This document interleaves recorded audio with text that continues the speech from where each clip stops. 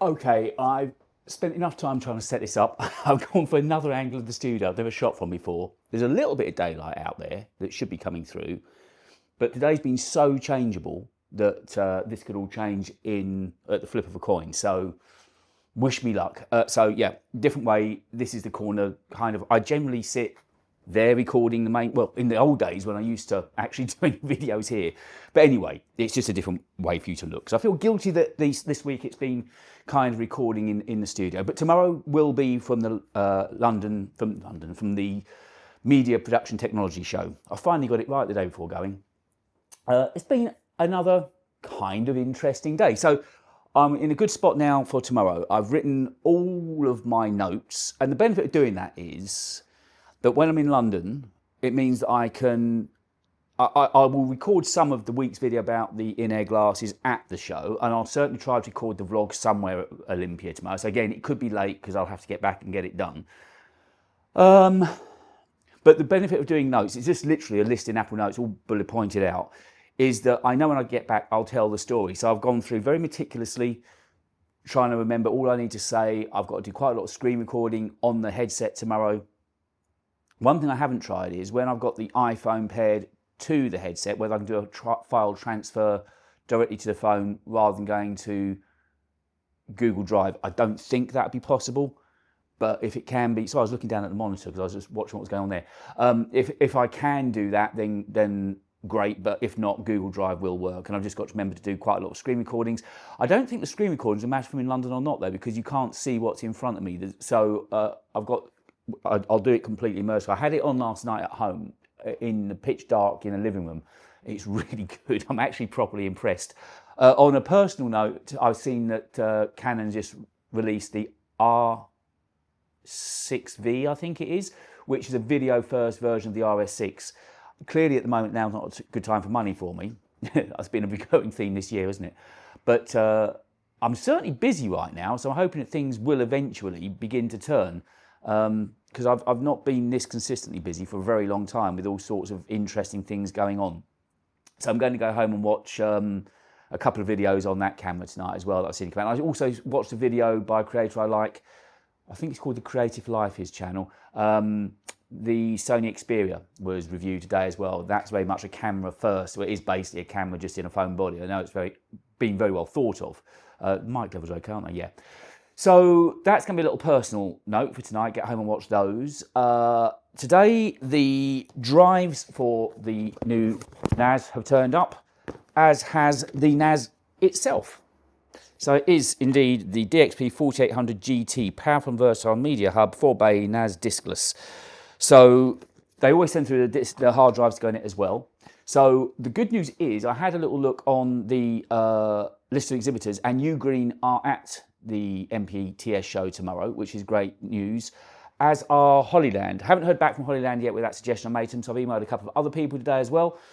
But if Ugreen are there, I can have a good chat with them about what I should be featuring and talking about. I'll get it from the horse's mouth. I think I met the guys at Birmingham. It tends to be the same crews that go around the UK. So I have a good talk to them about what I need to feature on that.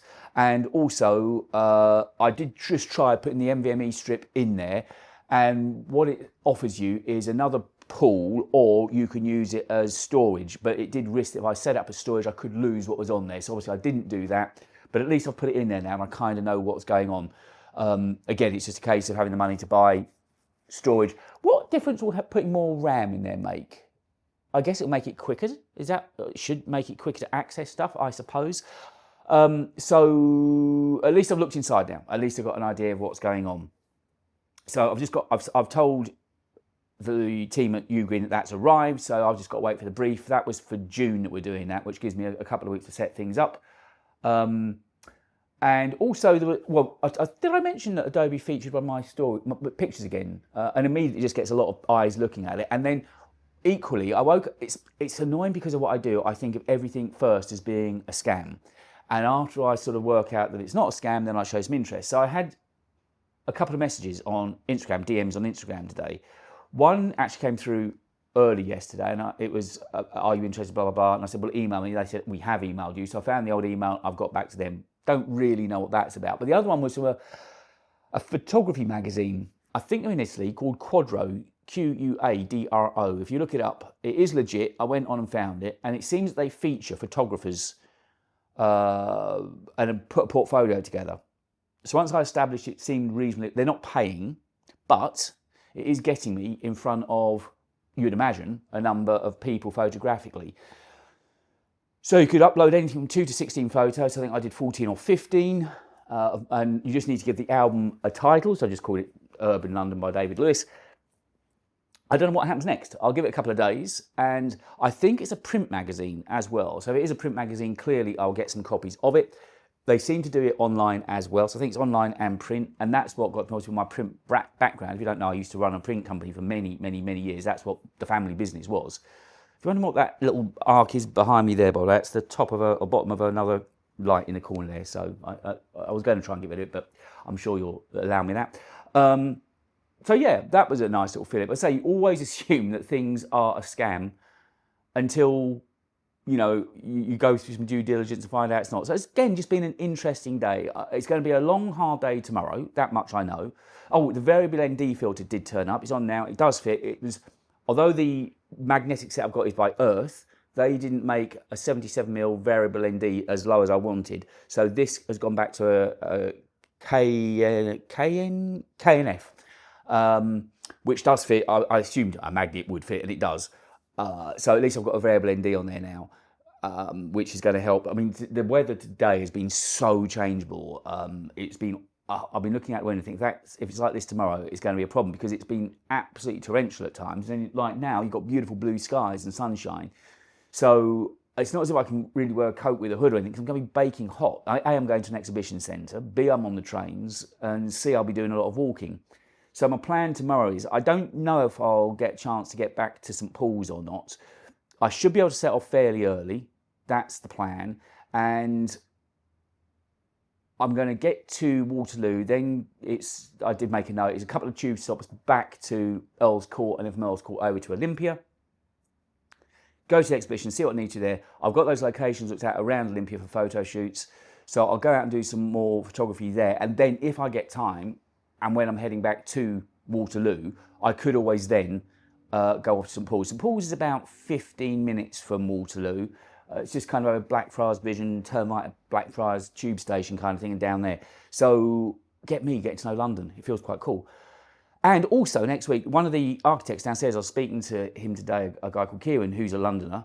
And I said, oh, next week there's tube strikes. And he said, where are you getting to? I said, Islington. He says, there's overground to Islington, which I didn't know. So I can get to Clapham and I can get on the overground round to Islington that way, which is a great result. So if the tube strikes do go ahead next week, because driving would be a pain in the arse because it's so far north that it would be a right pain to drive. I did go to the London Podcast Show in 2022, I want to say. And it was a good day. It was a good day. It's quite a big show. Again, I think there'll be quite a lot of people that I've met before, people that I'm interested to get sponsorships. Whether Road will be there or not, I don't know. I saw them at Birmingham. I think Hollyland aren't there, but I think Ugreen are. Anyway, you just begin to see all the same faces, and that's my reason for going, just to keep getting in front of these people and trying to, press ideas through. One last thing before I go tonight. It's going to be brief. There's not that much. It's just been a good day, an interesting day of just working solid, actually. So I've scheduled the video for tomorrow. Slightly adjusted the colours on the thumbnail, but I'm happy with that now. So that's scheduled for, I think, 5 o'clock tomorrow, Thursday, to go out. The Wondershare video is still doing okay, and the Honour video is still doing okay. I don't know how the spatial one will do. I wouldn't imagine it would do well, because obviously I'm not known for spatial content. But it's going to be very in-depth. I'm going to give people all they need to know, certainly from a Mac perspective, how to use it. So fingers crossed that it kind of does okay. So the story's published today, the video scheduled for tomorrow. Mac O'Clock already published a story, and it's quite nice actually. I mean, quite regular chit chats with one of the editors there again now, which can only help. They did feature a story on Mac O'Clock last week. It doesn't make a lot of difference. And interestingly, the last two stories done anyway near decent for me have been about the MacBook Neo. It just is the thing to go to at the moment, which is why I've made another video about it clearly to keep, follow where the interest is. And there's so much interest in the MacBook Neo, it made sense to do it. It will be going with me tomorrow. Over there, I've got my bag I'll go and sort out in a moment. I will be taking a gimbal. I'll be taking both mics with me, both the Rode micro shotgun mic and this lav. This lav's worked out okay, hasn't it? It's sounded pretty decent this week. So again, it gives me the option, like now, just sitting further away and if I'm in London tomorrow, I can obviously try and find spells. Certainly in Olympia, it'll be safe. When I'm out in the streets of London, different kettle of fish. But the gimbal just gives me those options. I can do panning shots, walking shots, you know, it just makes the whole thing much more interesting. I did watch that Mark McGee video yesterday. He did a video about a Sigma lens, and I watched my dear friend James Reeder. I bumped into him and his wife, if you remember, at Birmingham, and he put up a video about shooting with a 50mm prime. And I have got a 50mm prime, not a particularly good one, it's just a kit prime, but I have got a 50mm, but I am learning. I used to always take too much kit with me, as you know. So tomorrow, I'm just going to take the prime with me, the various NDs that I've got, and I will take the 17 Pro Max with me with the case for reflex, and possibly the wide angle and the 600. That's all I'm going to take, keep it as light as possible, and just the gimbal. Last thing to mention, which I said before, and then I deviated. I had an approach from another lens company today, and I read through it, and I thought, yeah, it's interesting. And I went back to them, and in there, they did reference that you've worked with reflex. And I said, yeah, look, I like the look of what you've got. It's called a monocular. It's a ridiculously powerful zoom, but it's standalone from the iPhone. So I said to them, you've got to explain to me, I don't want to denature what I've just done with reflex. I've got a good relationship with reflex. I think it'll be ongoing. So I don't want to suddenly say to my viewers, oh no, this is an expert. It would be like if I did another display rather than espresso. You know, I can't just go chasing $1. I've got to be genuine and follow my heart and beliefs of what I want to talk about. So I said, explain to me what's different. And then he went through explaining it's basically a separate standalone item that works with iPhone as an app, but it's a separate monocular, and it can record internally.